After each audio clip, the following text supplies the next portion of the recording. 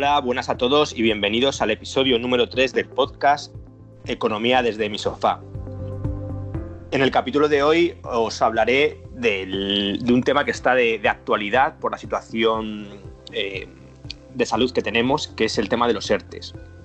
Además, tendré una invitada que nos hablará de este tema. Después comentaremos la noticia que ya tratamos en el podcast anterior, todo lo relacionado con el mercado del petróleo. Como sabéis, la OPEP llegó a un acuerdo hace unos días y analizaremos qué consecuencias ha tenido en los mercados. Y por último, como todas las semanas, pues os recomendaré un libro que espero que sea de vuestro interés. Así que sin más, comenzamos. Como digo, hoy tenemos una invitada para hablar de este tema que es de economía laboral, pero es un tema más de derecho. Quería tener en el capítulo de hoy a un abogado, una abogada. Así que, bueno, entre tener un abogado de refutado prestigio y el coste que teníamos disponible, pues nada, he invitado a mi hermana Mónica Huerta. Bienvenida, ¿cómo estás?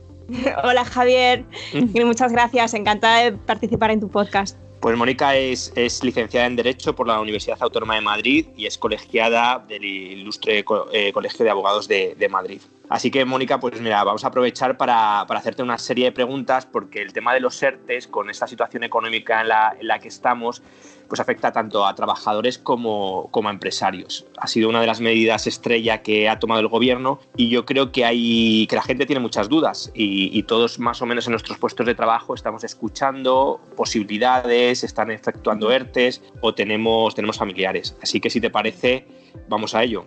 Perfecto. Bueno, pues mira, empezamos por el principio. La primera pregunta sería, ¿qué es exactamente un ERTE? ¿Qué se entiende por un ERTE?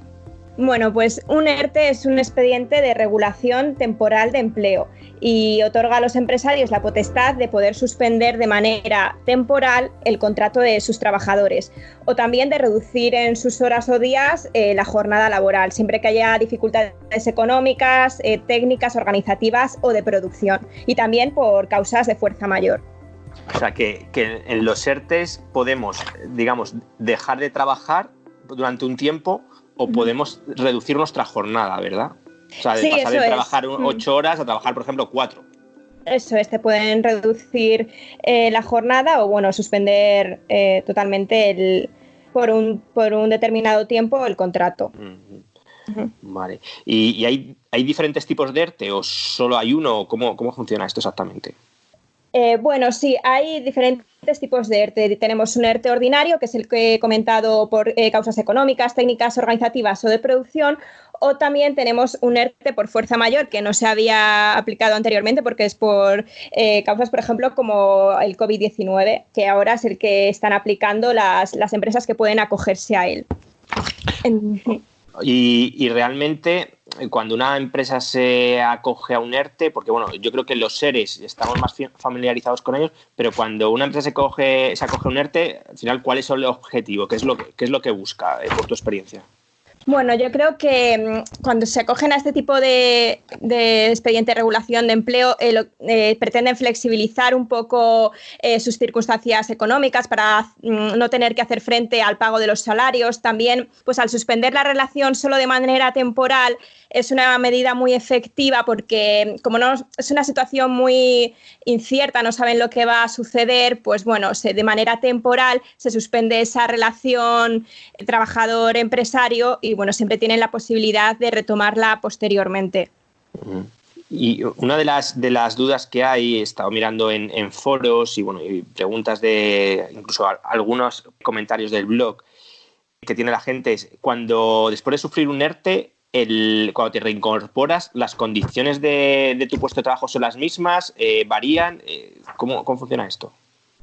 Bueno, en los casos del ERTE por fuerza mayor por COVID-19, en el Real Decreto del Gobierno 8/2020 sí que se había previsto que durante 6 meses, los 6 meses posteriores justo a la incorporación, el trabajador debía mantener su empleo en las mismas condiciones que lo estaba teniendo. Entonces, bueno, en ese sentido sí que durante 6 meses posteriores deben mantenerlo.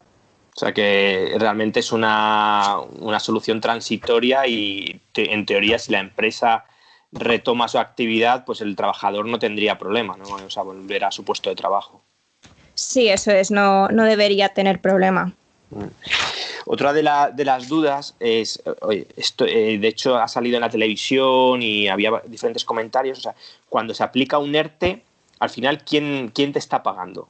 Bueno, pues en el ERTE por COVID-19, por fuerza mayor, si la empresa tiene menos de 50 trabajadores, los empresarios quedan exonerados de pagar las cotizaciones a la seguridad social de sus trabajadores, exonerados al 100%. Sin embargo, si la empresa tiene más de 50 trabajadores, quedarían exonerados a un 75%. Por ello, acogerse al ERTE por COVID-19 pues es una medida para ellos más beneficiosa que si fuese por ERTE ordinario, que ellos sí que deberían pagar parte de la cotización de la seguridad social de sus trabajadores y la otra parte sí que la pagaría también el Servicio Público de Empleo. O sea, que realmente es... pero al empleado le paga el Servicio Público de Empleo el salario. Es como si, digamos, está cobrando el paro cuando está en el ERTE. Bueno, sí cobra una prestación por desempleo. Sí. ¿Y la empresa podría complementar o no? ¿O simplemente esa prestación por desempleo? Porque sí he escuchado que hay a lo mejor empresas que pueden negociar, ¿no? ¿Se puede complementar ese sueldo o no? Bueno, en los ERTEs ordinarios, de hecho, es obligatorio que haya una negociación previa con el comité de empresa o representantes de los trabajadores. Y es ahí donde, bueno, los representantes de los trabajadores deben intentar sacar el máximo beneficio y que la empresa, pues, procure complementar de manera económica o simplemente, pues, manteniendo pagas extras o vacaciones. Entonces, sí pueden complementar de manera económica en el ERTE ordinario y también en el ERTE por COVID-19 pueden complementar de alguna forma también. Bueno, pues yo creo que ha quedado claro, ¿eh? Las preguntas yo creo que hemos hecho son las que la gente se está haciendo y las dudas que hay. Así que te agradezco que hayas estado en el podcast de hoy y como lo has hecho también, creo que te voy a invitar más veces cuando tengamos temas que se salgan un poco de la parte de economía y que rocen el derecho, creo que te voy a llamar. Genial, Javier, pues me apunto. Genial, muchísimas gracias porque me encanta tu podcast, lo escuchamos todas las semanas y hemos aprendido mucho durante este confinamiento de economía. Bueno, pues muchas gracias, Mónica. Un saludo, hasta luego. Adiós, chao. Bueno, pues el siguiente tema del que quería hablar hoy era otra vez del mercado de petróleo. El domingo pasado hablábamos del mercado de petróleo, concretamente del acuerdo que se había producido entre la OPEP y los países aliados con el objetivo de estabilizar el precio y sobre todo que no siguiese cayendo y bueno, con la intención de que recuperara un poco, ¿no? Esto lo comentaba el domingo, que es cuando publicó el podcast, pero para nada podía imaginar lo que iba a ocurrir al día siguiente. Para que os hagáis una idea, los que no lo seguís, el lunes el precio del barril de petróleo cayó por el nivel de cero. Literalmente no valía nada. Llegó a cotizar al final a menos $37. ¿Qué significa esto? Significa que gente pagaba a otra gente para que se quedara con el petróleo. Nunca había pasado en la historia. Aquí el kit es saber de qué hablamos cuando hablamos de precio del petróleo. El precio del petróleo de contado no tiene mucha importancia porque al final los contratos se negocian hacia el futuro. Es decir, una aerolínea cierra los precios del petróleo a meses vista. El petróleo negocia con vencimientos futuros en meses. Se llaman contratos de futuro. Es decir, alguien se compromete a pagar una cantidad por unos barriles de petróleo, que como decíamos eran unas unidades de medida, en una fecha concreta. El mes pasado, el de abril, vencía el lunes por la noche. Y si realmente lo que suele ocurrir con esto es que esa negociación que se hace, esa negociación financiera, solo el 10% es economía real. O sea, solo el 10% de los contratos que se firman a futuro acabarán con un intercambio de petróleo. El otro 90% son contratos financieros. Está especulando. Yo me comprometo a comprarte un precio el barril del petróleo con fecha 22 de abril, pero me comprometo hoy y eso tiene un precio. Si el precio de petróleo sube, yo ganaré dinero, no espero al vencimiento, sino que cierro ese contrato y me quedo con la diferencia. El 90% de los contratos que se abren tienen este fin, son contratos financieros. El problema viene con la situación que hay actualmente, que se llama contango. Ya lo comenté también en el podcast pasado. Que es que el precio futuro de un bien, del petróleo en este caso, es mayor que el actual. Eso es la curva de precios y, como digo, se llama contango. El domingo pasado, que vencía el contrato a los 2 días, el precio del barril de petróleo eran $18 americanos.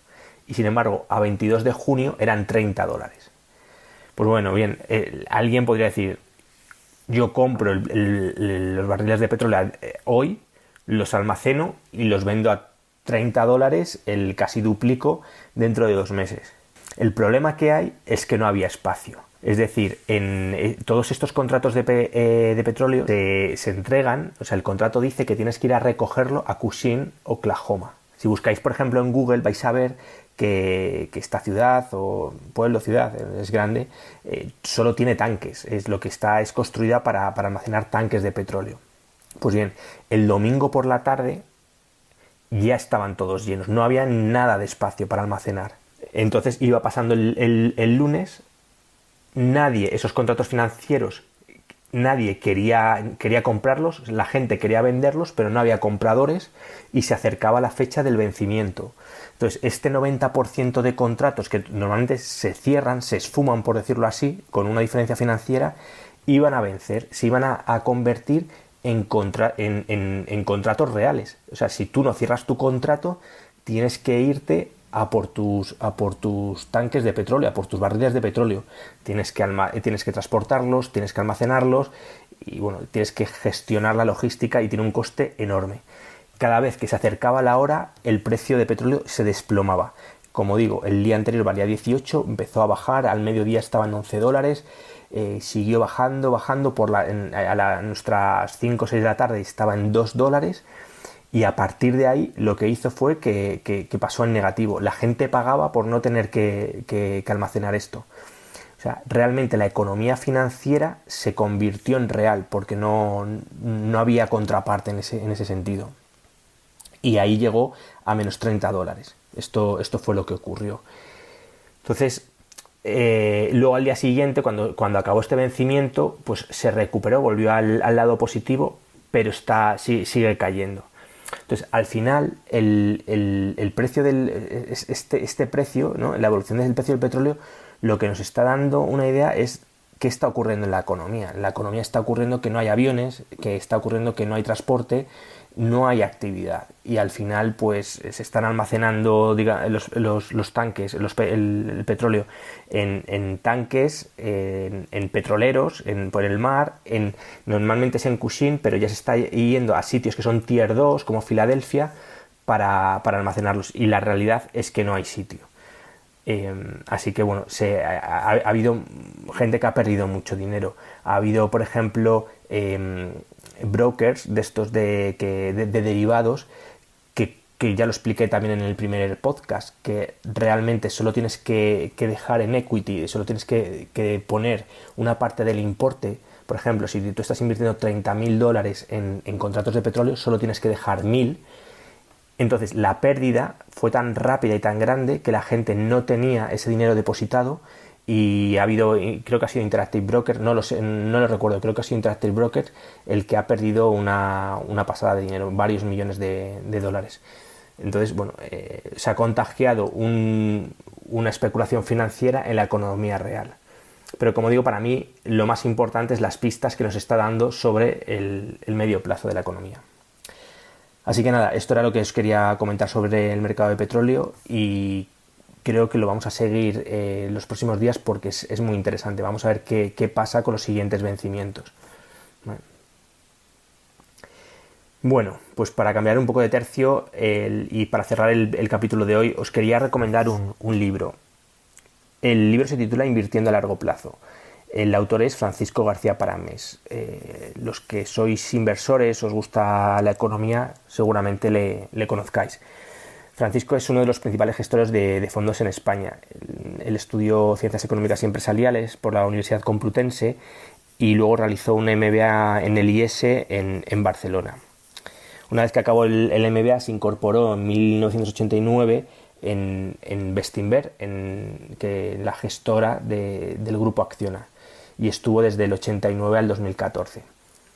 Ha tenido un track record impresionante. Durante esos años se han multiplicado varias veces las inversiones. Se ha llegado a denominar el Warren Buffett español. Y luego desde Bestinver tuvo una salida un poco accidentada, dimitió, y bueno, ahí un poco lo cuenta en el libro. Yo creo que lo mejor es que lo leáis. Y en su salida tuvo dos años de no competencia, o sea, cuando salió de la empresa no podía volver a ejercer a pasados 2 años. Se fue con su familia a Londres y aprovechó el tiempo para escribir este libro, donde relata. Tiene 2 partes el libro. Tiene una primera parte muy personal, que explica cómo llegó hasta este mundo, hasta el mundo financiero y al de la gestión de fondos, y luego otra segunda parte más técnica donde explica su proceso de inversión, que creo que es lo más importante. Francisco, cuando pasaron estos 2 años y después de publicar el libro, fundó su gestora propia, que se llama Cobas, y que sigue la forma de inversión de Value Investing. Creo que es un libro muy interesante, es muy fácil de leer y muy recomendable para todos los que se están iniciando en la parte de invertir en activos, como son las acciones. Así que nada más, esto es todo. Espero que os haya parecido interesante el podcast de hoy y nos escuchamos la semana que viene. Un abrazo a todos.